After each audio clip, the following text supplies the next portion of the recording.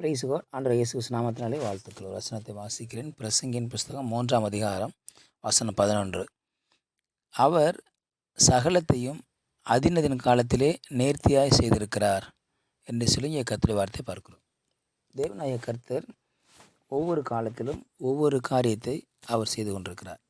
இந்த அதிகாரம் முழுவதுமாக வாசிக்கிற பொழுது, பிறக்க ஒரு காலம் உண்டு, இறக்க ஒரு காலம் உண்டு, நட ஒரு காலம் உண்டு, நட்டத்தை பிடுங்க ஒரு காலம் உண்டு என்று சொல்லி ஒவ்வொரு காலகட்டங்களில் ஒவ்வொரு காரியத்தை இந்த பூமியில் நடக்கிறத பார்க்கிறோம். அதே போல் தேவன் மனுஷனுடைய வாழ்க்கையில் ஒவ்வொரு காலகட்டத்திலும் ஒவ்வொரு வயதிலும் ஒவ்வொரு காரியத்தை செய்து முடிக்கிற தேவனாக இருக்கிறார். பிறந்தது முதல் அவன் மரிக்கிற வரைக்கும் என்னென்ன காரியம் எங்கெங்கே செய்ய வேண்டும், எங்கே வைத்து அவனை பயன்படுத்த வேண்டும், எங்கே வைத்து அவனை உயர்த்த வேண்டும் என்று தேவனுக்கு நன்றாய் தெரியும். ஆகவே தான் கர்த்தர் அதினதின் காலத்தில் அந்தந்த நாட்களில் அவர் சரியானதை நேர்த்தியாக செய்கிறார் என்று சொல்லி பார்க்கிறோம். அநேக தேவனுடைய பிள்ளைகள் தேவனுடைய காரியத்தை அல்லது தேவன் செய்யக்கூடிய காரியங்களை அனுபவிக்காமல் காலம் தாழ்த்தி விட்டு அதன் பிறகு யோசிப்பாங்க, கர்த்தர் எனக்கு இது செய்யலையே என்று சொல்லி. தேவன் அநேக நேரத்தில் நமக்கு உணர்த்துவார். காரியங்களை செய்வதற்காக அவர் பிரயாசப்பட்டு அவர் நமக்கு செய்வதற்கு ஆயத்தமாக இருப்பார். ஆனால் அதை மனிதர்கள் சரியாக புரிந்து கொள்ளாமல் மனிதனுடைய சித்தத்தையும் எண்ணத்தையும் கேட்டு அவர்கள் இந்த உலக பிரகாரமாக காரியத்தை சிந்திக்கிறதுனால தேவனுடைய திட்டங்கள் அவருடைய வாழ்க்கையில் நிறைவேற முடியாமல் போகிறத பார்க்கிறோம். உதாரணத்திற்கு ஒரு ஆண் மகனுக்கு ஒரு பெண் வேண்டும் திருமணத்திற்காக, ஒரு பெண்ணுக்கு ஒரு ஆண் மகன் வேண்டும் திருமணத்திற்காக என்று பிரயாசப்படுகிற பொழுது அநேக நேரங்களில் தாமதமாகி கொண்டே போகிறதை பார்க்கிறோம். அநேக நாட்களில் வயதாகியும் திருமணமாகவில்லை. அப்படி என்றால் அங்கே என்ன தவறு? தேவன் தவறு செய்து விட்டாரா?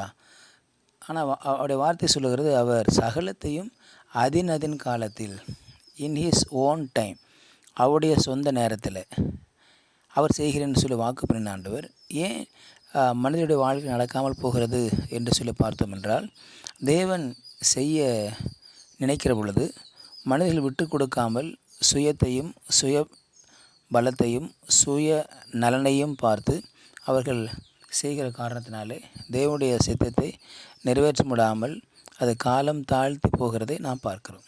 ஆகவே தேவன் ஒருபொழுதும் பொல்லாங்கு செய்கிறவர் அல்ல, தீமை செய்கிறவர் அல்ல, அல்லது சொல்லிவிட்டு செய்யாதிருக்கிற தேவன் அல்ல. அவர் செய்வேன் சகலத்தையும் அந்த நேரத்தில், திருமண வயது என்ன, படிக்கிற வயது என்ன, எந்தெந்த காலத்தில் எதை செய்ய வேண்டுமோ அவர் தன்னுடைய தீர்மானத்தில் ஒவ்வொரு மனிதனை குறித்தும் திட்டங்களை வைத்திருக்கிறார். அந்த திட்டங்களை அறிந்து கொண்டவர்களாய் சரியாக நாம் புரிந்து நடக்கிற பொழுது தேவ திட்டங்களை நாம் சரியாக நிறைவேற்ற முடியும் என்று சொல்லி பார்க்கிறோம். ஆகவே தேவன் தம்முடைய சித்தன்படியாக ஒவ்வொருவரையும் நடத்துகிறார், ஒவ்வொருவரையும் போஷிக்கிறார், ஒவ்வொருவரையும் உடுத்து வைக்கிறார், ஒவ்வொருவருக்கும் ஏற்ற உயர்வை கொடுக்கிறார், வேலைகளை கொடுக்கிறார், உயர்ந்த ஸ்தானத்தை கொடுக்கிறார். ஆனால் தேவனுடைய திட்டத்தை அறியாத காரணத்தினாலே அதை தள்ளிவிட்டு தெரிந்தோ தெரியாமலோ அதை ஒதுக்கிவிட்டு போகிற காரணத்தினால தான் அந்த தேவனுடைய ஆசீர்வாதத்தை அந்த காலகட்டத்தில் பெற முடியாமல் போகிறதை பார்க்கிறோம். ஆனால் தேவன் செய்வது நிலை நிற்கும், தேவன் செய்வதோ என்றென்றைக்கும் நிற்கும் என்று சொல்லி 14ஆம் வசனத்தில் வாசிக்கிறோம். தேவன் செய்வது நிலை நிற்கும். எப்போ நிற்கும் என்று சொன்னால், அவரோடு கூட இணைந்து போகிற பொழுது அது நமக்கு நிலை நிற்கும். மாத்திரமல்ல, அவர் திட்டங்களும் அவருடைய தீர்மானங்களும் நம் வாழ்க்கையில் நிறைவேறுகிறதாக இருக்கிறது என்று சொல்லி நான் பார்க்கிறோம். மனிதனுக்கு தெரியாது நாளைக்கு என்ன நடக்கும்னு சொல்லி, எந்த ஒரு அறிவியல் விஞ்ஞானிக்கு தெரியாது. ஆகவே தேவன் எல்லாவற்றையும் அறிந்திருக்கிறார்.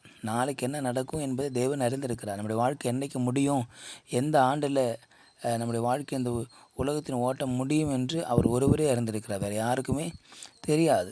ஆகவே எல்லாவற்றையும் அறிந்த கர்த்தர், எல்லாவற்றையும் தெரிந்த கர்த்தர், நம்ம எல்லாம் உண்டாக்கின, நம்ம எல்லாம் வாழ வைத்து கொண்டிருக்கிற தெய்வமாகிய ஆண்டவர் நம் வாழ்க்கையில் அவர் நேர்த்தியாய் சகலத்தையும் நேர்த்தியாக அந்தந்த நாட்களில் அவர் செய்து முடிக்கிற தேவனாக இருக்கிறார் என்று சொல்லி பார்க்கும். ஆக தேவனுடைய வார்த்தைக்கு, அவருடைய ஜெபத்திற்கு முக்கியத்துவம் கொடுக்கிற பொழுது அவருடைய சித்தத்தை நாம் அறிந்து அவருடைய சத்தத்தை கேட்டு சித்தத்தை அறிய முடியும் என்று சொல்லி நாம் பார்க்கிறோம். ஆகவே தேவனுடைய சமூகத்தை இன்னும் கிட்டி சேர்வோம், அவருடைய சத்தத்தை கேட்போம். அதை ஒரு நாளும் புறந்தள்ளி விடாதபடி மனிதனுடைய சத்தத்தை மாத்திரம் கேட்டு ஓடினால் அவருடைய சித்தத்தை நிறைவேற்ற முடியாது. ஆகவே அதில் காலத்தை நேர்த்தியாக செய்வேன் என்று சொன்ன ஆண்டவர் நமக்கு எல்லாவற்றையும் நேர்த்தியாக செய்து முடிப்பார். கர்த்தர் நம்மையும் குடும்பத்தையும் ஊழியங்களையும் ஆசீர்வதிப்பாராக. ஜெபிக்கலாம். பரிசுத்த நாளுக்காய் ஸ்தோத்திரம் பண்ணுகிறோம். ஆண்டவரே, கர்த்தர் அந்த காலத்தை நேர்த்தியாக செய்வேன் வாக்கு பண்ணினீங்க. அநேகருக்கு ஆண்டவரே அந்த செய்கைகள் எல்லாம் அதை கடந்து வந்துட்டாங்க. ஒருவேளை உங்களுடைய திட்டத்தை அறியாமல் கடந்து போயிட்டதுனால மீண்டுமா நீ ஒரு விஷயம் இரக்கம் பாராட்டி புதிய வழியை திறந்து புதிய ஆசீர்வாதங்களை மீண்டும் கொடுத்துடும்படியாக ஜெபிக்கிறோம். சத்தத்தை கேட்டு சித்தம் செய்ய உதவி செய்கிறாங்க. உங்களுடைய கருத்தில் தாழ்த்து விடும். இயேசு நாமத்தில் ஜெபிக்க நல்ல பிதாவே. ஆமேன். ஆமேன். You will be succeeded.